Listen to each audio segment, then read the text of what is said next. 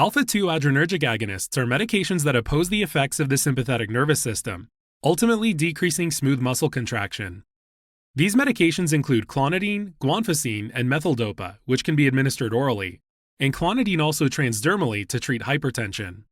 In addition, clonidine can also be used orally to treat attention deficit hyperactivity disorder, or ADHD for short, and less frequently through epidural infusion for pain management and cancer. Finally, methyldopa can also be administered intravenously to treat hypertensive crises. Once administered, alpha-2 adrenergic agonists act in the brainstem. Normally, neurons in the brainstem carry signals to the spinal cord nuclei, where they synapse and release norepinephrine to stimulate the sympathetic nervous system. This triggers the fight-or-flight response, which results in smooth muscle contraction, in turn leading to an increase in the heart rate and blood pressure, as well as decreasing gastrointestinal motility and urination by contracting the sphincters. Now, if we zoom into this synapse, we can see that some of the norepinephrine turns around and binds to alpha-2 adrenergic receptors. This inhibits further release of norepinephrine and serves as a mechanism of negative feedback control. So, alpha-2 adrenergic agonists work by stimulating these receptors, therefore blocking the downstream sympathetic response and ultimately decreasing blood pressure. Some common side effects include nausea, vomiting, constipation, and dry mouth. Some clients may also experience bradycardia, while clonidine can also cause rebound hypertension when stopped abruptly, as well as CNS depression. On the other hand, guanfacine and methyldopa can also cause orthostatic hypotension and sedation. In addition, methyldopa can also cause granulocytopenia, thrombocytopenia, and hemolytic anemia, as well as hepatotoxicity and hepatic necrosis.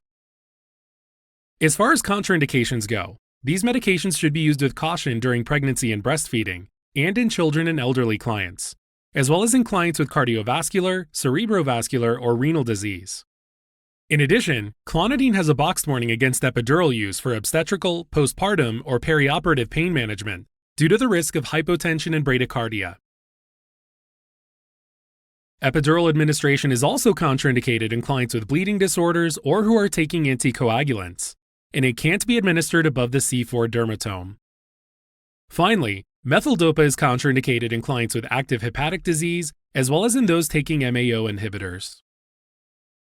Regarding interactions, clonidine increases the risk of bradycardia when combined with verapamil or diltiazem, and could cause life-threatening elevations of blood pressure if taken with beta blockers. On the other hand, methyldopa can increase lithium toxicity, the hypertensive effect of MAO inhibitors, and the risk of hypotension and CNS toxicity of levodopa. Now, when caring for a client with hypertension who has been prescribed transdermal clonidine, first perform a baseline assessment including vital signs, especially blood pressure and heart rate. Then, review recent laboratory test results such as renal function. Okay, moving on to client education. First, tell your client that their medication will help reduce their blood pressure and instruct them to apply their transdermal patch every 7 days at a consistent time each week. Then, demonstrate how to apply the transdermal patch, and explain that the patch needs to be applied to clean, dry, intact, and hairless skin, preferably the chest or upper arm, and remind them to rotate the application site each time. Show them how to dispose of a used patch by folding the sticky sides together and discarding it in the trash away from pets and children. Also, remind them that they can leave their patch on while showering, bathing, or swimming. Lastly, ensure your client understands to never abruptly stop taking their medication because of the risk of rebound hypertension. And prompt them to notify their healthcare provider if they experience symptoms of hypertension, which can include sweating, flushing, nervousness, severe headache, and blurred vision. Next, review with your client some of the side effects they could experience. Side effects like nausea, vomiting, and constipation can be managed by eating smaller, more frequent meals, increasing fluids, and consuming more fiber-rich foods like fruits, vegetables, and whole grains. If they experience dry mouth, suggest they use sugar-free hard candy or gum and take frequent sips of water. Drowsiness can be reduced by avoiding alcohol or other medications that depress the central nervous system. And caution them to avoid activities that require alertness, such as driving, until they adjust to the medication. Lastly, let them know that the medication can cause dizziness, bradycardia, and hypotension.